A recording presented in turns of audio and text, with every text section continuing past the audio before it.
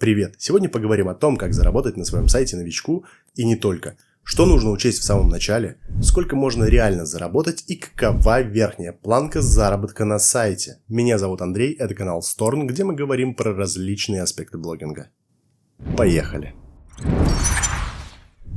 Итак, у вас есть сайт и вы хотите зарабатывать на нем деньги. Отличное решение. Однако следует помнить, что сайт – это инвестиция в будущее. Доход придет, но не сразу. Я не зря сказал, что это именно инвестиции. Сейчас объясню подробнее. Если вы не продаете товары или услуги со своего сайта, а хотите зарабатывать непосредственно с самого сайта, вам необходимо привлечь посетителей и как можно больше на свой сайт. Именно посетители сайта и приносят вам доход, хотя они об этом могут даже не догадываться. Для того, чтобы как можно больше людей пришло на сайт, сайт должен содержать полезные материалы, и чем больше, тем лучше. Поэтому вам придется потратить время на написание статей, полезных материалов или материалов развлекательного характера. Ваши статьи будут проанализированы поисковыми системами Яндекса и Гугла, и так люди смогут их найти через поисковые запросы. Как именно посетители сайта конвертируются в ваш доход, мы поговорим ниже,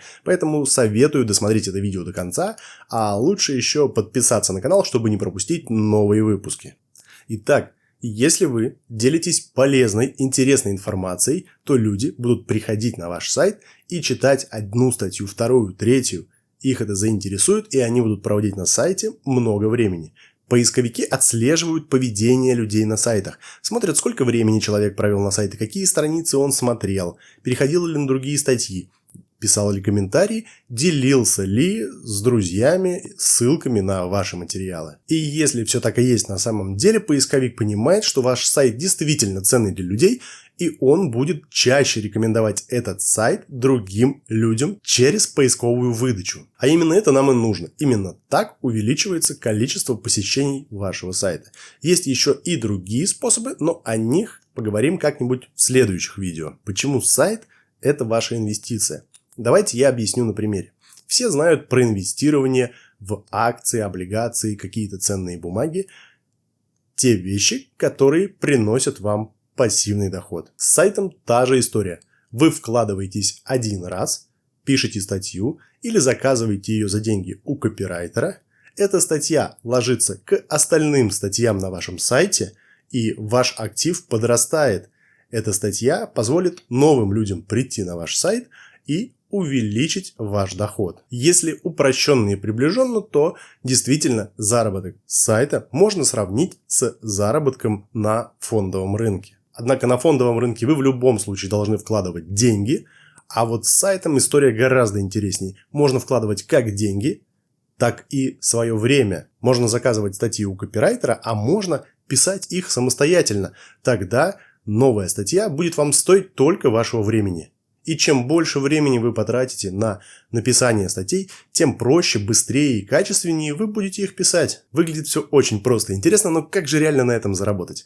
Давайте приведу еще одну аналогию для того, чтобы стало понятней. Можно сравнить статьи вашего сайта с рекламными щитами.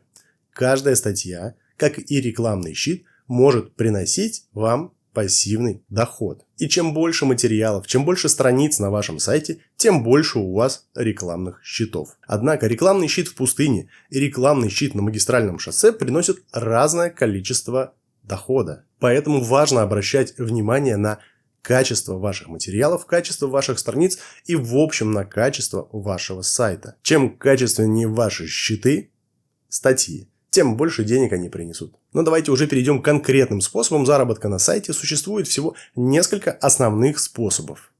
Все остальное это скорее вариации на тему. Ну или какие-нибудь совсем экзотические, я рассматриваю самые основные классические варианты заработка. Первое – это рекламные сети. Заработать в рекламных сетях можно хорошие деньги, если у вас уже есть популярный сайт или блог, на который приходят несколько сотен, а лучше тысяч посетителей в день. Но даже в этом случае доход может быть не очень большой, на уровне прожиточного минимума.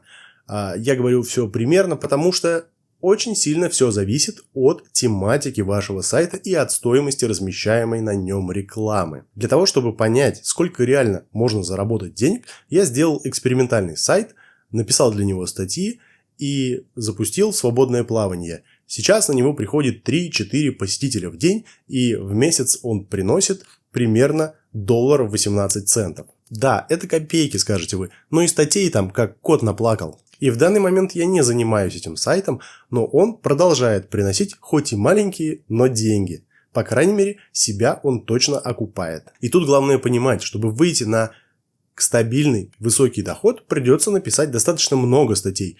Возможно, даже не 100. А это значит, что у вас должен быть материал, которым вы сможете делиться с людьми длительное время и в больших объемах. Хорошая новость в том, что можно очень здорово прокачаться в выбранной теме, пока вы готовите материалы для сайта. Вы будете собирать данные, анализировать их, систематизировать и писать свои статьи для посетителей. Материалы нужно излагать в простой, доступной форме. А для этого придется серьезно поработать с исходными данными. И через 30-50 статей вы уже можете стать действительно прокачанным человеком в этой конкретной теме. Плохая новость в том, что, используя для заработка рекламные сети, ваш сайт станет похож на восточный базар с яркими вывесками и баннерами. А это очень сильно раздражает. Вспомните, как вы пытались найти что-нибудь важное и нужное в интернете, а вам попадалось огромное количество каких-то мусорных сайтов с неимоверным количеством рекламы, где нужный материал еще нужно найти среди огромного количества рекламы. Поэтому, если вы решили использовать рекламные сети для заработка на сайте, не переборщите с количеством рекламных блоков, используйте их с умом. Не отдавайте все на откуп автоматическим алгоритмам, потому что они напихают рекламы как можно больше на вашу страницу. Да, потенциально это может увеличить заработок, но люди будут очень сильно недовольны и вполне возможно, что больше они на ваш сайт не вернутся. А наша задача получить большое количество постоянных читателей. Основные рекламные сети — это Яндекс рекламная сеть и Google AdSense. Планирую более подробно изучить каждую из них и рассказать про свой опыт работы с ними в новых видео. Второй способ заработка денег на сайте — это продажа ссылок. И я не уверен, что сейчас этот способ очень популярен, но раньше точно был. Суть тут очень простая, сейчас все расскажу. Поисковые системы, помимо прочих параметров, обращают внимание на то, как много сайтов в интернете ссылаются на ваш сайт. Если таких ссылок много и они существуют продолжительное время, то, скорее всего, ваш ресурс качественный и авторитетный. Тогда поисковики начинают выдавать его выше в поисковой выдаче, и больше людей может прийти на ваш сайт, потому что поисковая система считает его полезным. Умные веб-мастера смекнули, что можно продавать эти упоминания на другие сайты со своих сайтов. Так появились спрос и предложения. Дальше появились специальные биржи по продаже ссылок. Это посредники, которые автоматизировали процесс и упростили поиск заказчика и исполнителя. Любой веб-мастер может зарегистрироваться на подобном сервисе, получить специальный скрипт для встройки на ваш сайт, после чего на вашем сайте будут автоматически размещаться ссылки на другие ресурсы, а вы будете получать с этого вознаграждение. Много на этом сейчас не заработать, но может быть кому-то будет интересно. Минус данного способа в том, что ваш сайт будет иметь огромное количество исходящих ссылок. Поисковые системы это точно заметят. И это может стать для них красным флажком. Ваш сайт могут понизить в поисковой выдаче, а то и вовсе убрать из ранжирования как некачественный ресурс. Данный способ стоит использовать с осторожностью, на свой страх и риск. Конечно, есть еще вариант ручного размещения ссылок, но он более трудоемкий и много на нем, скорее всего, не заработать. Если у вас есть другой положительный опыт заработка на этом способе, то напишите мне в комментарии, будет очень интересно почитать именно ваш опыт, потому что у меня заработать больших денег на продажи ссылок не получилось, и я в итоге от него отказался полностью. Третий вид заработка на сайте – это партнерские программы, и как мне кажется, этот способ наиболее перспективный, интересный и креативный. Лично мне он нравится больше всего и позволяет получать доход даже небольшим сайтом. Давайте разберемся в сути этого способа. Представьте себе продавца, у которого есть магазин, товары, у него есть все, что нужно для продаж. Магазин, сайт, консультанты, система скидок, служба доставки. Ну, в общем, все, что нужно для любого успешного бизнеса. Но для того, чтобы люди узнали про этот магазин, его придется рекламировать. А значит, тратить деньги на рекламу. Но реклама может оказаться неэффективной. И можно потратить огромное количество денег впустую. Реклама просто не выстрелит и люди не придут.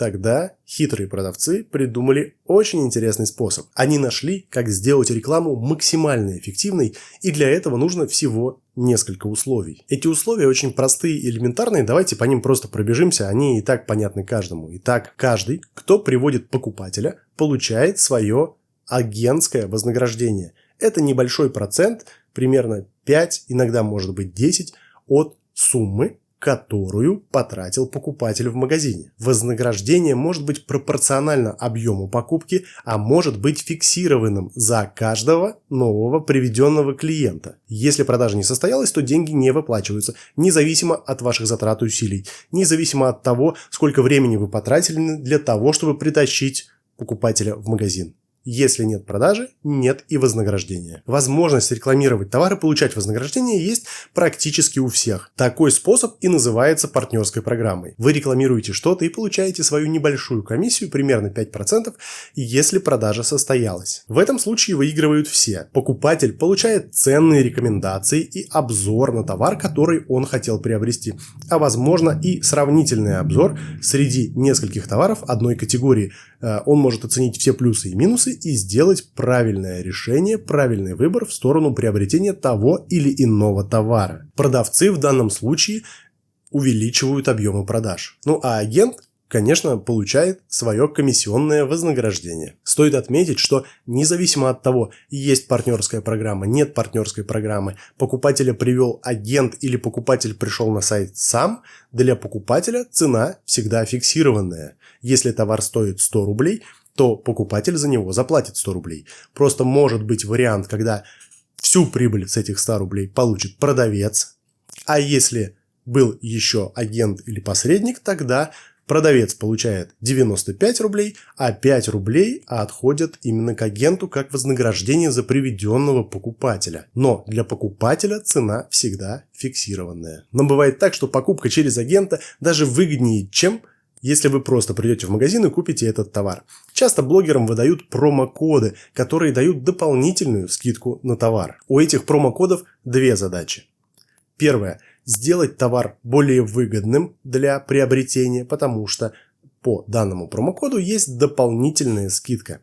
А вторая функция промокода, о которой обычно все молчат, это отслеживать количество приведенных клиентов тем самым блогерам. Если товар продается через интернет, то в промокоде часто просто нет необходимости. Для блогера генерируют отдельную ссылку на товар, в которой уже заложена дополнительная скидка. И все, кто перешел по этой ссылке, автоматически считаются приведенным данным блогером. Именно с этих продаж блогер и получит свою комиссию. А бывает так, что продажи осуществляются офлайн, когда люди своими ногами идут в магазин и покупают какие-то товары. Тогда промокод и определяет, сколько людей пришло по рекомендации именно этого блогера. История с промокодами создает дополнительную ценность для покупателя. Можно купить товар по уникальной цене, которой потом никогда не будет. Но кто же платит за банкет? В этом случае все расходы на вознаграждение агенту и на скидки по промокоду оплачивает производитель, продавец товара. Он уменьшает свою прибыль, понимая, что за счет этого механизма сможет привлечь гораздо больше людей и выиграть на объемах продаж. Итак, с механизмом работы партнерских программ мы разобрались. Теперь давайте перейдем к конкретике. Как же новичку заработать на своем сайте? Однозначно стоит обратить свое внимание на партнерские программы. Они позволяют заработать даже начинающим сайтам, тем, у кого совсем небольшая аудитория. Главное делать качественные и полезные материалы, которые помогут потенциальному покупателю принять решение о покупке. А можно вообще не создавать свой сайт, а создать какой-нибудь паблик или страничку в социальной сети. Однако стоит учитывать важную особенность. Нужна социальная сеть, которая позволяет размещать большое количество ссылок. И для этого идеально подходит YouTube, Facebook, Яндекс.Дзен. А вот Instagram и TikTok до недавнего времени для этого были непригодны, потому что у Инстаграма было ограничение на публикацию внешних ссылок в сторис только для аккаунтов, у которых более 10 тысяч подписчиков. Однако сейчас Instagram это ограничение снял, и Instagram тоже можно использовать для того, чтобы продвигать партнерские программы. Но тут есть небольшая проблема. При нажатии на ссылку у Instagram открывается свой внутренний браузер. И я это еще не проверял на практике, но скорее всего те данные, которые должны сохраняться в истории, для того, чтобы потом вам засчитали покупку, скорее всего, в этом Instagram-браузере не сохраняются. И если пользователь не купил сразу, а пришел позже, то вполне вероятно, что партнерская программа вам может не засчитать этот объем покупки. Если вам интересно, как пройдет опыт с Инстаграмом, то советую подписаться на мой телеграм-канал, чтобы не пропустить новые выпуски, а также новые статьи, которые у меня выходят на сайте. В телеграм-канале нет рекламы, это исключительно информационный канал для того, чтобы отслеживать выпуски новых видео и статей. Ссылка, как обычно, будет в описании. Итак, допустим, вы сделали свой сайт или страничку в социальной сети, и теперь настал следующий этап. Вам необходимо начать наполнять ее полезным, интересным контентом. Уже на этом этапе я советую присмотреться к партнерским программам, которые есть, которые будут соответствовать теме вашего блога, и, возможно, сразу лучше скорректировать тему вашего блога под те партнерские программы, которые есть сейчас на рынке. Для того, чтобы посмотреть, какие партнерские программы есть, я очень советую зарегистрироваться в сервисе Admitat. Это очень большой агрегатор партнерских программ. Там есть партнерские программы на все случаи жизни, начиная от билетов в театр, авиапутешествий, заканчивая товарами для творчества, детскими товарами. И для темы своего блога вы точно что-нибудь подходящее подберете. Главное рассказывать людям и давать ценную информацию именно в теме вашего блога. Ну и второе, я считаю, что не стоит обманывать людей и делать фейковую липовую рекламу для того, чтобы люди кликнули по ссылке партнерской программы. Старайтесь рассказывать то, чем пользуетесь вы сами. То, что действительно для вас актуально, или если у вас есть какой-нибудь хороший сервис, который вы можете порекомендовать, порекомендуйте его, дайте реферальную ссылку, так вы поделитесь своим личным опытом, расскажете про все плюсы и минусы, честно.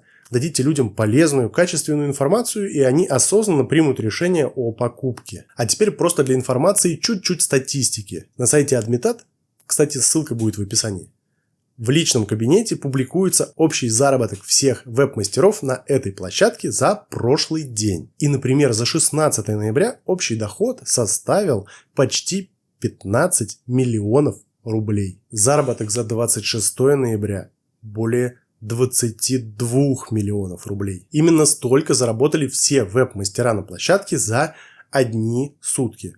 Думаю, тут есть над чем задуматься. И вы понимаете, что деньги там точно есть. Дальше все интуитивно просто. Вы выбираете какую-нибудь партнерскую программу, рассказываете про товар, который продается на сайте партнерской программы, делаете на него обзор, рассказываете про плюсы, минусы, раскрываете вопрос со всех сторон для того, чтобы помочь пользователю принять решение о покупке. Если нужен подробный обзор того, как именно нужно работать в личном кабинете Admitat, как нужно формировать эти ссылки, то напишите мне в комментариях, я сделаю подробный обзор с видеоинструкцией по работе в Admitat. А теперь самый главный, интересный и полезный бонус по работе с партнерскими программами. Помните, ранее я говорил, что в Инстаграме могут быть некоторые нюансы. Так вот, сейчас отбросим Инстаграм в сторону, и, допустим, у вас есть собственный сайт или страничка в социальной сети, мы говорим ВКонтакте, Facebook, Яндекс.Дзен, что-нибудь подобное, что позволяет без ограничений делиться ссылками. Так вот, если покупатель перейдет по вашей партнерской ссылке на сайт продавца и купит какой-нибудь другой товар или сразу не совершит покупку, то это не значит, что все пропало. Во-первых, партнерское вознаграждение выплачивается вам от общей суммы заказа. И если человек набрал на сайте, помимо того, что вы советовали, что-нибудь еще, то вы получите свои проценты именно со всего объема покупки. А второй очень важный момент, что в истории браузера сохраняются специальные файлы, которые позволяют в зависимости от разных программ, но в течение 30 или 90 дней, то есть в течение месяца или даже 3 месяцев, если покупатель вернется на сайт и совершит покупку в течение этого времени, то вам начислятся бонусы по партнерской программе. То есть вы представляете, насколько крутая история. Вы просто размещаете свою ссылку, и человек может купить не сразу или купить совсем не то, что вы рекламировали, но и все равно за счет того, что прорекламировали продавца, а человек пришел на тот сайт и что-то там купил, вы получите партнерское вознаграждение.